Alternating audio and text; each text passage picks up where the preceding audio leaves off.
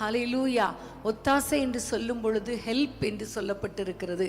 ஆண்டவர் ஒருவர் தான் நமக்கு உதவி செய்ய முடியும்.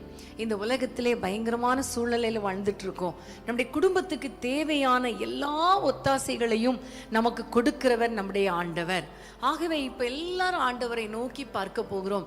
அன்னைக்கு ஆபிரகாம் அந்த மலையில ஈசாக்கை பலி செலுத்தின பொழுது அந்த இடத்திலே அவன் பார்க்கிறான். பார்த்து விட்டு ஆண்டவரை பார்த்து சொல்லுகிறான், எகோவா ஈரே என்று அந்த இடத்துக்கு ஒரு பெயரிட்டு கர்த்தருடைய பர்வதத்தில் பார்த்து கொள்ளப்படும் என்று சொல்லுகிறான். இன்னைக்கு உண்மையாகவே ஆண்டவருடைய பர்வதத்தில் எல்லாமே பார்த்து கொள்ளப்படும்.